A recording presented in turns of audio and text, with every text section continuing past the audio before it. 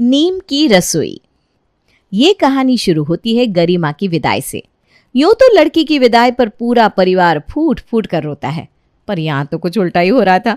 गरिमा के मायके वाले उसकी विदाई पर इतने खुश थे, मानो वो अपनी बेटी विदा नहीं कर रहे बल्कि बहू को घर ला रहे हैं, जिसे देखकर गरिमा की होने वाली सास शोभा जरा हैरानी में थी। पहली बार देख रही हूँ लड़की की शादी में माँ बाप ने एक आंसू नहीं गिराया। रोना तो दूर की बात है, ये सब तो हंसी ठिठोली कर रहे हैं। अरे मम्मी, आजकल रील्स का ज़माना है। अगर भाभी रोएगी तो विदाई की बाद वाली तस्वीर खराब आएगी ना। ऊपर से लड़की इतना महंगा मेकअप करती है रोना अफोर्ड नहीं कर सकती। बता, फोटो के कारण लड़की रो भी नहीं रही। क्या ज़माना आ गया है, हे भगवान।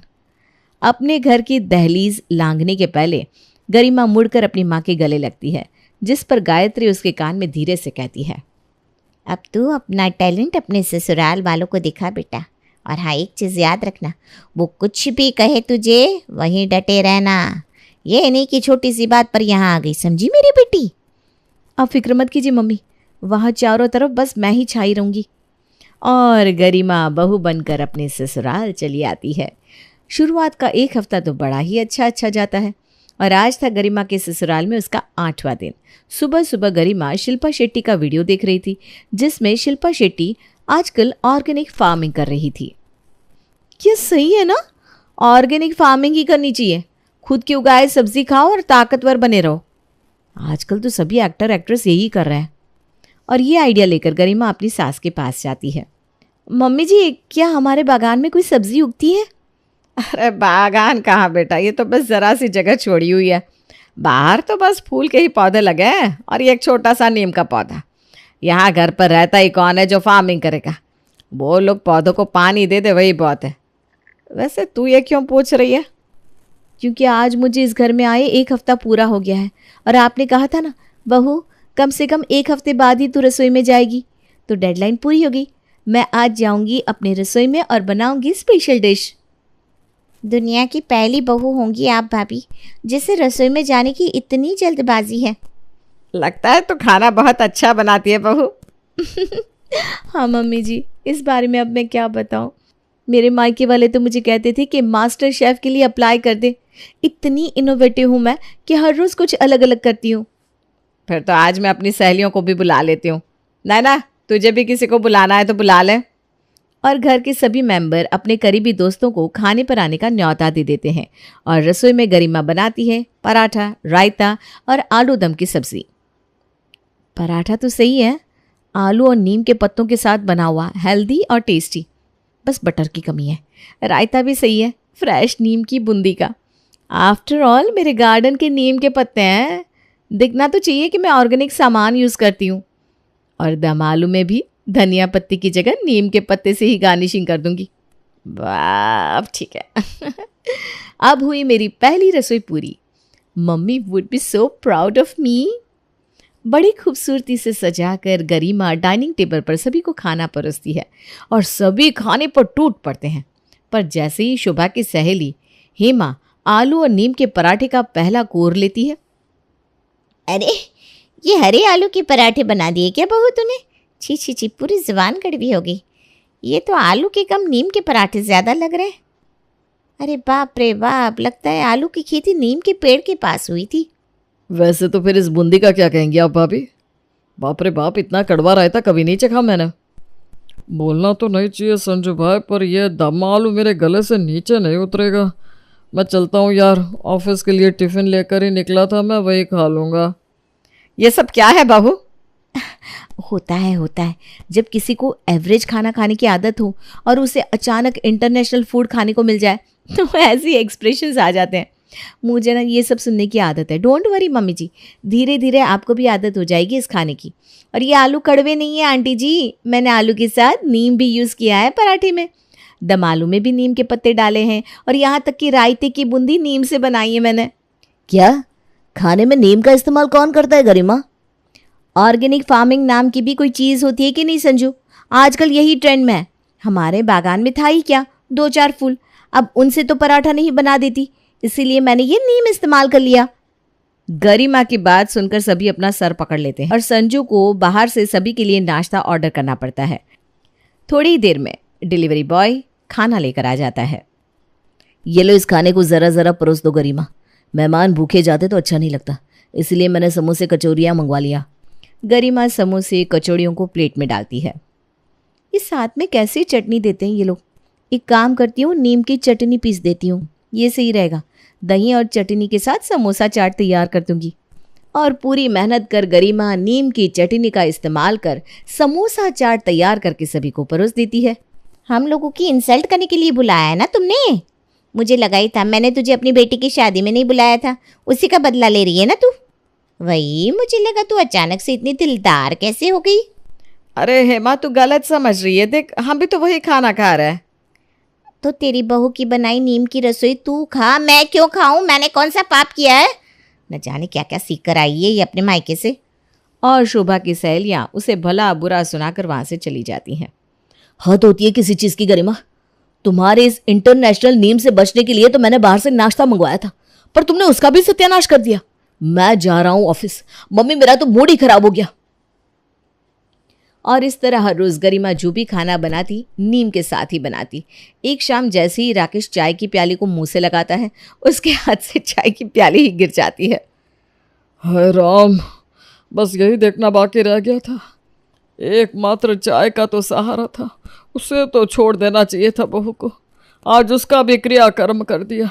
अरे गरिमा को आप रसोई से निकालिए अब। शोभा जी, उसे निकाल देंगे तो कौन जाएगा रसोई में? शादी के फंक्शन में तो मेरी बहन आई गई थी, वही सब कुछ संभाल रही थी। अब बहू ने कहा कि वो रसोई संभाल लेगी, तो मैंने अपनी बहन को वापस भेज दिया। अब फिर से उसे बुलाऊं? नहीं नहीं, ये मुझसे नहीं होगा। तू बोल नैना, तू संभाल लेगी क्या रसोई? आपको याद है मम्मी, जब आप हॉस्पिटल में थी तो बड़ी मौसी ने आकर रसोई संभाली थी। मुझसे तो उस वक्त भी रसोई नहीं संभली, तो अब क्या संभलेगी? अब भैया को बोलो ना। अरे वो सुबह जाता है ऑफिस, सीधा रात में आता है। इस बीच पानी का ग्लास उठाने जितना भी वक्त नहीं होता है उसके पास। वो नहीं संभाल पाएगा रसोई। और मेरी हालत तो आप जानती है शोभा जी, मैंने तो रसोई का कभी काम ही नहीं किया। और मुझसे तो आप लोग उम्मीद ही ना रखें, क्योंकि पंडित जी ने मुझे आग के पास जाने से मना किया है। आग से खतरा है भाई मुझे। पर मेरे पास ना एक आइडिया है, इस प्रॉब्लम का एक सोल्यूशन है मेरे पास। रात को जब गरिमा सो रही थी, शोभा नीम का पौधा ही अपने बागान से हटा देती है। ना रहेगा पौधा, ना बनेगी नीम की रसोई। अगली सुबह गरिमा के बिना नीम के नाश्ते की सभी जोरों शोरों से इंतजार कर रहे थे, क्योंकि गरिमा खाना तो अच्छा बनाती थी, बस उसमें नीम का तड़का लगा देती थी। पर आज तो नीम थे ही नहीं। कितनी देर और बीबी, अब मुझसे रहा नहीं जा रहा। आज बाकी दिनों से कुछ ज़्यादा ही देर कर रही है भाभी। लगता है कुछ तड़कता भड़कता सा खाना आएगा। कहीं सिजलर तो नहीं आ रहा? अपने ससुराल वालों की एक्साइटमेंट देखकर गरिमा अलग ही खुश थी। वो खुशी से फूले नहीं समा रही थी। अरे बाबा, ला रही हूँ, सभी दीवाने मेरे हाथ के बने खाने के। मम्मी ठीक ही कहती थी, मायके वालों को तो अपने हाथ का खाना खिला दिया, अब जाकर ससुराल वालों को भी ये सुख दे दे। बेचारी मेरी मम्मी, कितना बड़ा दान किया है उन्होंने। अब उन्हें नॉर्मल वही दाल रोटी खानी पड़ती होगी। खैर, किसी के हाथ से गया तो किसी ने पाया। और आज थे नाश्ते में गर्मा गर्म पकोड़े। जैसे ही नाश्ता टेबल पर लगता है, सभी के मुंह से पानी टपकने लगता है। पहले मेरे प्लेट में आएंगे पकोड़े भाभी। आपने प्याज के पकोड़े बनाए हैं? ये वाले पनीर के लग रहे हैं। इसमें क्या लहसुन है? अरे भाई, क्या क्या खाऊं मैं? बहुत सारी वैरायटी है दीदी, खाते खाते थक जाओगे पर वैरायटी खत्म नहीं होगी। अरे भाई, मेरी प्लेट तक आते आते खाना खत्म ना हो जाए। सबको मिलेगा, सबको मिलेगा। गरिमा की रसोई कभी किसी के लिए कम नहीं पड़ती। अरे मुझे तो भाई पहले ये सारा मुझे दे दो, मैं सारे पकोड़े खाऊंगा। कितने दिनों बाद अच्छा खाना खाने को मिलने वाला है। आराम से पापा जी, पकोड़े गरम है, आपका मुंह ना जल जाए। और जैसे ही पहला पकोड़ा राकेश अपने मुंह में डालता है, उसे सीधा वॉशरूम भागना पड़ता है। ये लोग भगवान का शुक्रिया अदा करने चले गए पापा जी। नीम के पकोड़ों की अपनी ही खासियत होती है, नहीं संजू? क्या कहा तुमने? नीम के पकोड़े बनाए? तो ये कब से नैना पनीर प्याज ये सब क्यों बोल रही थी? तुझे यही समझ में आता है क्या नैना? देख लो मम्मी, इतनी भी रसोई की समझ नहीं है इस लड़की में। तू अभी मुझे नीम के पकोड़े खिला देती। नहीं नहीं संजू, दीदी ठीक कह रही है। पकोड़े में प्याज भी है, पनीर भी है, पर वो अंदर है ना। जिस बेसन से पकोड़े की बाहरी परत बनती है ना, उस बेसन में मैंने नीम का इस्तेमाल किया है। आपने घर के बाहर से नीम का पेड़ हटाया था कि नहीं मम्मी? ये सब क्या है? वही तो मैं सोच रही हूँ बेटा, इसने ज़रूर नीम बचा के रखे होंगे।